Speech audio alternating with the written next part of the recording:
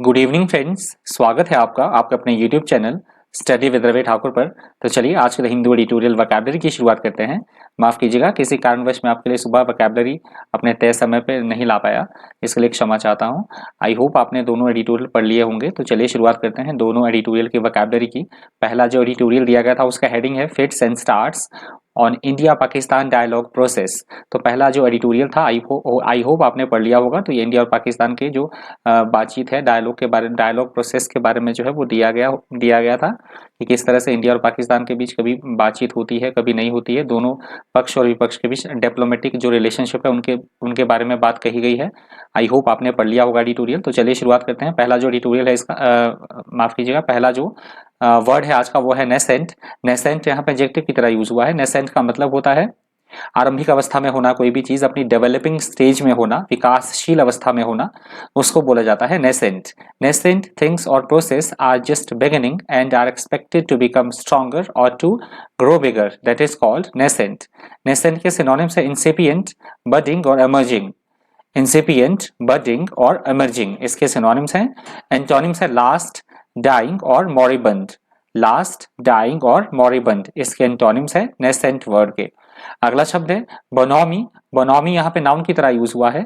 बोनोमी का मतलब होता है मिलनसार नेचर का होना, फ्रेंडली नेचर का होना, मिलनसार होना, उसको बोला जाता है बोनोमी।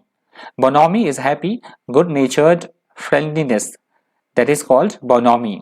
बोनोमी के सिनोनिम्स है एफेबिलिटी, एमिएबिलिटी और जेनियलिटी। जीनियलिटी, एफेबिलिटी, एमिएबिलिटी और जीनियलिटी इसके सिनोनिम्स हैं। एंटोनिम्स है एनिमोसिटी, एनिमिटी और एविल। एनिमोसिटी, एनमिटी और एविल इसके एंटोनिम्स हैं बोनोमी वर्ड के। एनमिटी, हाँ एनमिटी है। नेक्स्ट वर्ड है आपका रिवोक्ड। रिवोक्ड यहाँ पे वर्ब की तरह यूज हुआ है। रिवोक्ड का मतलब होता है किसी भी चीज को रद्द कर देना, कोई एग्रीमेंट है या कोई लॉ है, कानून है, किसी भी चीज को रद्द कर देना, कैंसिल कर देना, उसको बोला जाएगा revoked. When people in authority revoke something, such as a license, a law, or an agreement, they cancel it. That is called revoked. Revoked के synonyms हैं cancelled, repeal और abrogated. Cancelled, repeal और abrogated. Abrogated इसके synonyms हैं। Antonyms हैं allowable, approved और authorized. Allowable, approved और authorized इसके antonyms हैं revoked word के। अगला शब्द है रिस्टोरेशन। रिस्टोरेशन यहाँ पे नाउन की तरह यूज हुआ है। रिस्टोरेशन का मतलब होता है दोबारा प्रचलन में लाना या बहाली करना किसी चीज की, उसको बोला जाता है restoration. The return of something to its original condition, the things that are done to achieve this, that is called restoration. Restoration के सिनोनिम्स है रिकवरी, रिटर्न और रिहेबिलिटेशन। रिकवरी, रिटर्न और रिहेबिलिटेशन इसके सिनोनिम्स हैं। एंटोनिम्स है destruction, extension और demolition. Destruction, extension और demolition इसके एंटोनिम्स हैं रिस्टोरेशन वर्ड के। यहां से हमारा दूसरा एडिटोरियल की वोकैबुलरी की शुरुआत होती है। दूसरा एडिटोरियल का हेडिंग आप देख ही रहे हैं, mayhem in Myanmar on the violence during Myanmar's armed forces day. तो ये जो एडिटोरियल दिया गया है दूसरा, म्यांमार के बारे में दिया गया है। पहले भी द हिंदू में इसके बारे में एडिटोरियल आया था, जबकि वहां पे तख्ता पलट हुआ था। आर्मी ने, जो वहां की आर्मी है उन्होंने शासन जो है अपने हाथों में ले लिया था। वहां के जो सारे पॉलिटिकल लीडर्स है उनको नजरबंद करके, तो उसके बारे में दिया गया भी आर्म फोर्सेस डे था म्यांमार में। तो वहां की जो जनता है उन्होंने उग्र आंदोलन किया है। वहां के बहुत ज्यादा वायलेंस की घटनाएं हुई है वहां पे म्यांमार में लोगों का बहुत ज्यादा विरोध हुआ है। विरोध आर्मी के प्रति जो है गुस्से की भावनाएं, इस तरह की भावनाएं वहां पे उत्पन्न हुई है। बहुत सारी हिंसात्मक घटनाएं हुई हैं, उसके बारे में दिया गया। ये पूरा एडिटोरियल इंपॉर्टेंट है, पढ़ लीजिएगा। पहला जो वर्ड है इसका वो है मेहम। मेहम यहाँ पे नाउन की तरह यूज हुआ है। मेहम का मतलब होता है अफरा तफरी होना, खलबली की स्थिति या अशांति होना, उसको बोला जाता है mayhem. You use mayhem to refer to a situation that is not controlled or ordered when people are behaving in a disorganized, confused and often violent way. That is called mayhem. Mayhem के synonyms है chaos, disorder और turmoil. Chaos, disorder और turmoil इसके synonyms हैं। Antonyms है hierarchy, hierarchy, काम और harmony. Hierarchy, काम और हार्मनी इसके एंटोनिम्स हैं मेहम वर्ड के। अगला शब्द है कंडेमिनिंग। कंडेमिनिंग वर्ड यहाँ पे वर्ब की तरह यूज हुआ है। कंडेमिनिंग का मतलब होता है निंदा करना, किसी की कटु आलोचना करना, तीखी निंदा करना, उसको बोला जाता है condemning. If you condemn something you say that it is very bad and unacceptable, that is called condemning. Condemning word के synonyms है sentence, condemn और convict. Sentence, condemn और convict इसके synonyms हैं। antonyms है absolving, acquitting और adoring. Absolving, acquitting और adoring इसके एंटोनिम्स हैं कंडेमिनिंग वर्ड के। अगला शब्द है prolonged।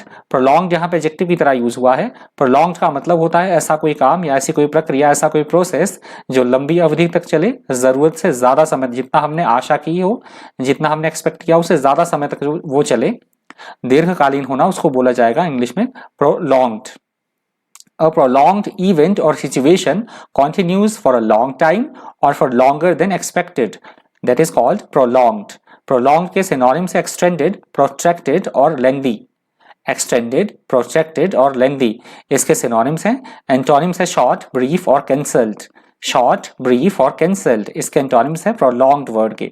अगला शब्द है unperturbed. Unperturbed word यहाँ पे adjective की तरह यूज हुआ है। Unperturbed word का मतलब होता है स्थिर होना, अचल होना या अविचलित होना, फिक्स होना, उसे बोला जाता है अनपर्टर्ब्ड।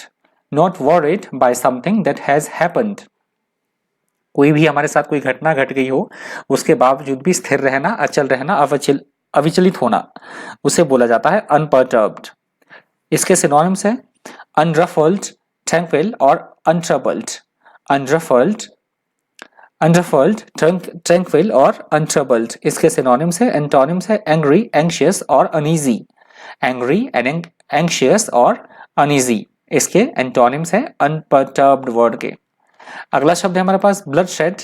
ब्लडशेड यहाँ पे नाउन की तरह यूज हुआ है। ब्लडशेड का मतलब होता है खून खराबा होना, लोगों का मारा जाना, रक्तपात होना, उसको बोला जाता है ब्लडशेड।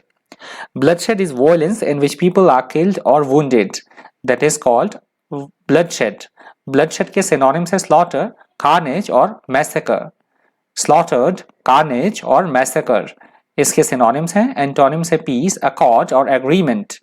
पीस, अकॉर्ड और एग्रीमेंट इसके एंटोनिम्स है ब्लडशेड वर्ड के। अगला शब्द है रिप्रेशन। रिप्रेशन यहाँ पे नाउन की तरह यूज हुआ है। रिप्रेशन का मतलब होता है डोमिनेट करना, दमन करना, दबाव बनाना किसी के ऊपर, उसको बोला जाता है repression. Repression is the use of force to restrict and control a society or other group of people, and that is called repression. Repression के synonyms है operation, obsession, operation माफ कीजिएगा, operation, operation, suppression और control.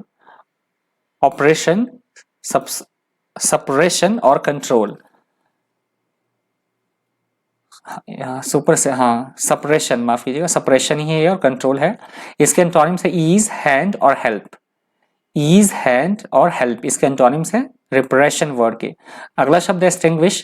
Extinguish यहाँ पे verb की तरह use हुआ है। एक्सटिंग्विश का मतलब होता है किसी भी चीज को समाप्त करना, नष्ट करना, या हम बोल सकते हैं आग बुझाने की सेंस में भी इस वर्ड का यूज होता है एक्सटिंग्विश वर्ड का।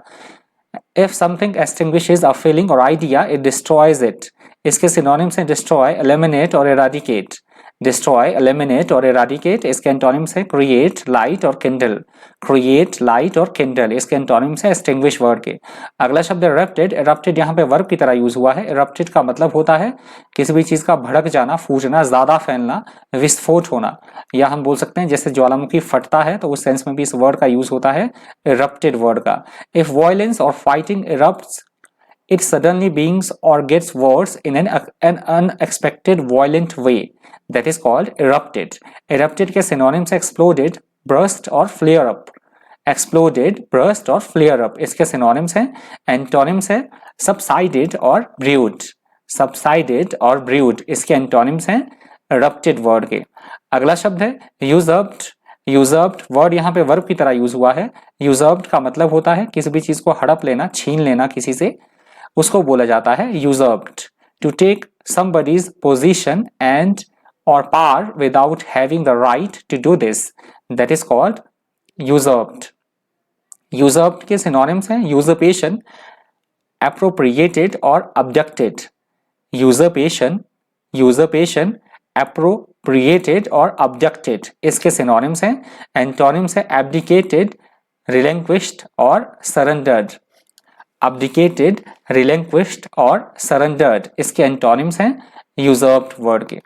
अगला शब्द है ब्रिंक। ब्रिंक यहाँ पे नाउन की तरह यूज हुआ है। ब्रिंक का मतलब होता है किसी भी चीज के कोई किनारे पे होना या कगार पे होना, कोई चीज, उसे बोला जाएगा brink. If you are on the brink of something, usually something important, terrible or exciting, you are just about to do it or experience it, that is called brink। Brink के सिनोनिम्स है edge, verge और brim. Edge, verge और brim इसके antonyms है centre, interior और middle. Centre, interior और middle इसके antonyms है ब्रिंक वर्ड के।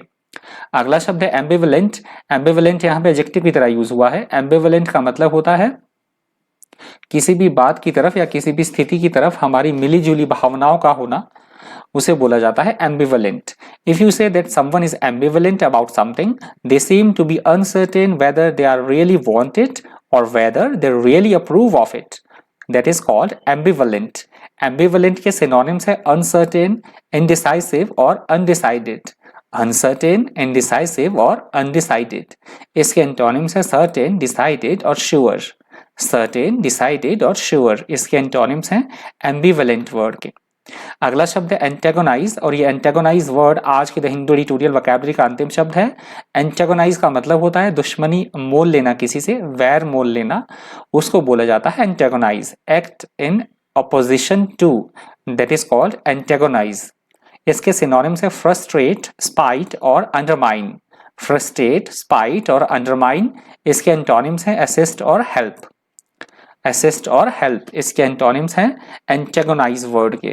तो ये एंटेगोनाइज वर्ड आज की द हिंदू एडिटोरियल वोकैबुलरी का अंतिम शब्द था। यदि आपको वीडियो हेल्पफुल लगा हो, इन्फॉर्मेटिव लगा हो, तो प्लीज़ वीडियो को लाइक कर दीजिएगा, और अगर आपको लगता है कि वीडियो शेयर करने लायक है तो शेयर भी ज़रूर कर दीजिएगा। अगर आप मेरे चैनल पर पहली बार विजिट कर रहे हैं तो चैनल को सब्सक्राइब करना और साथ में बेल आइकन प्रेस करना बिल्कुल भी मत भूलिएगा, जिससे कि जब भी मैं कोई नई वीडियो अपलोड करूँगा तो उसकी नोटिफिकेशन आपको टाइम टू टाइम मिलती रहे। तो आज की द हिंदू एडिटोरियल वोकैबुलरी में इतनी ही वोकैबुलरी थी। वीडियो को देखने के लिए thank you, thanks for watching.